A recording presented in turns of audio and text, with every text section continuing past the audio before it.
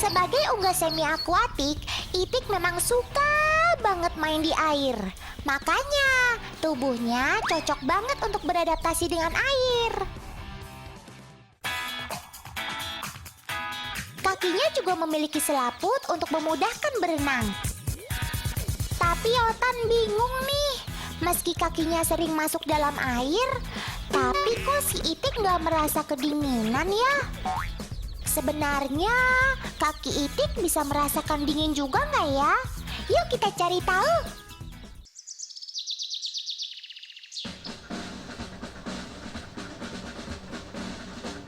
Agen Otan sudah siap?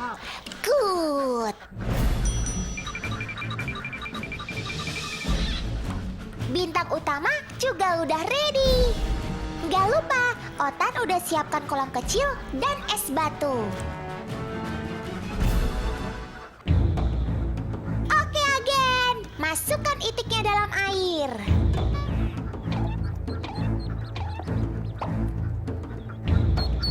Wih, seger ya Tik. Tapi, gimana kalau kita masukkan es batu ini?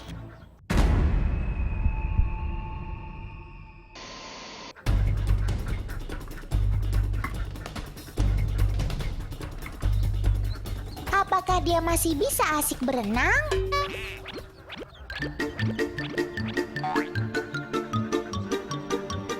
Wah, Dede itiknya mulai kebingungan. Mereka berusaha untuk menjauh dari es. Mungkin mereka kedinginan karena badannya menempel di air juga ya. Coba agen, masukkan kaki si itik saja.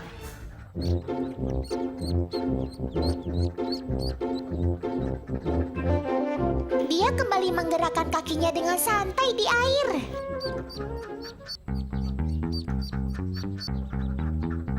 Nah, agen, sekarang tempelkan kaki si itik di atas es. Seperti apa reaksinya? Ia pasti kedinginan.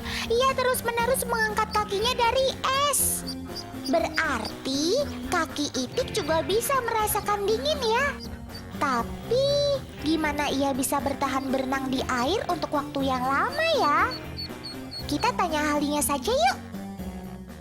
Selaput kakinya itu, selaput renangnya itu tidak mengandung pembuluh darah dan tidak mengandung saraf. Sehingga kemudian dia tidak peka dengan dinginnya air. Jadi dia tahan di air dalam waktu yang cukup lama. Dan itu memungkinkan dia untuk bisa mengkonsumsi makanan. Kemudian dia juga perlu untuk mendinginkan suhu tubuh. Sehingga kemudian dia perlu lebih banyak di air. Karena tidak punya kelenjar keringat untuk mengeluarkan keringat di dalam tubuhnya. Oh, jadi begitu ya. Sekarang Otan dan teman-teman di rumah sudah mengerti. Terima kasih Pak atas infonya.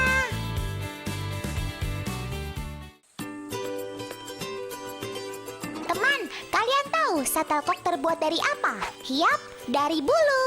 Tapi bulunya siapa, hayo? Ia dari bulu unggas. Yang sekarang kalian lihat ini, dialah sang mentok.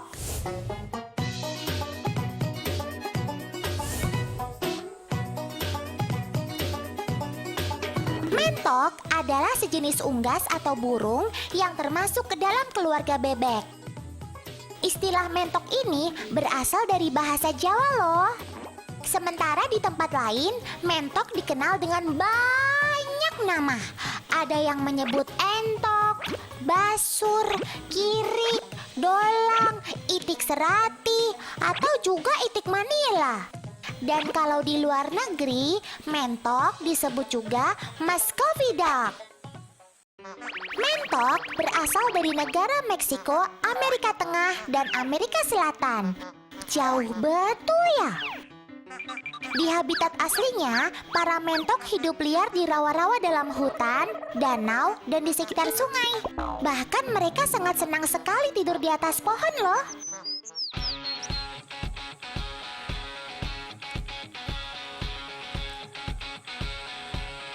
Di Indonesia, mentok sepenuhnya dijadikan hewan peliharaan dan diternakan untuk dikonsumsi dagingnya. Berbeda dengan jenis bebek lainnya, mentok dapat dengan mudah dibedakan mana yang jantan dan betina, yaitu hanya dengan melihat tonjolan daging di wajahnya. Mentok jantan memiliki tonjolan daging berwarna merah. Panjang tubuhnya mencapai 90 cm dari ujung paruh hingga ujung ekor.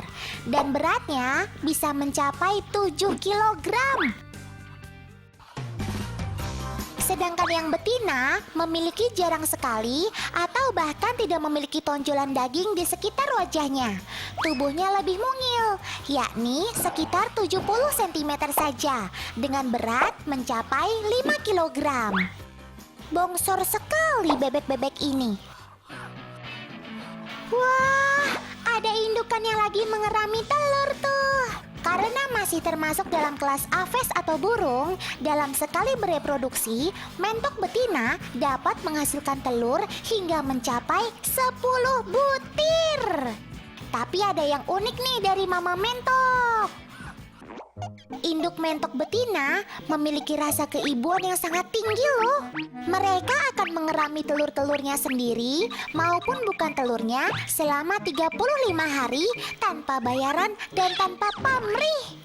Kasih seorang ibu memang tiada taranya ya teman. Mudah-mudahan telurnya bisa menetas semua ya.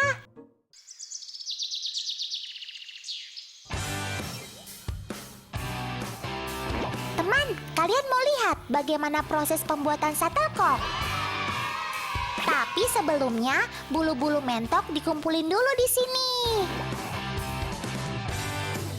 Tuh, lihat. Banyak sekali bulu-bulunya ya.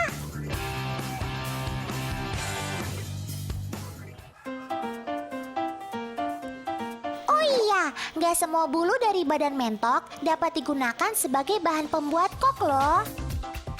Cuma bulu bagian sayap aja teman, karena ukurannya yang paling panjang.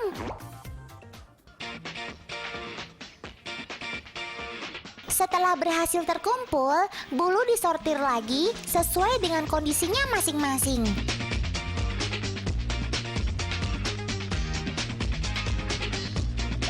Untuk bulu yang masih dalam keadaan paling bagus, bisa dijual dengan harga Rp150 per helainya. Lumayan banget kan, daripada terbuang begitu aja.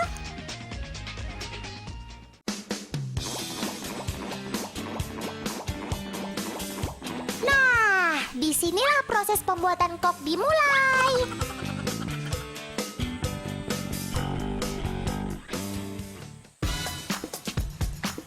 Bulu-bulu mentok yang telah dicuci bersih dan dikeringkan akan dipotong sesuai dengan ukurannya. Selanjutnya, bulu-bulu akan dimasukkan ke dalam gabus-gabus kecil ini. Dalam satu gabus kecil ini hanya terdiri dari 16 buah bulu. Tidak boleh lebih atau kurang. Harus pas. Ini supaya koknya lebih seimbang. Selanjutnya, di antara bulu-bulu akan dijalin tali-tali pengikat agar tidak mudah lepas.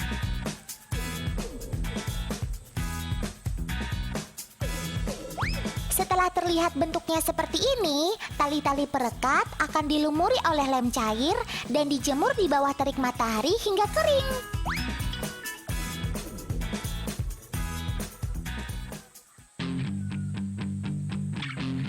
Apabila telah sesuai dengan berat standarnya, shuttlecock akan diberi label atau merek dagang pada bagian dalamnya.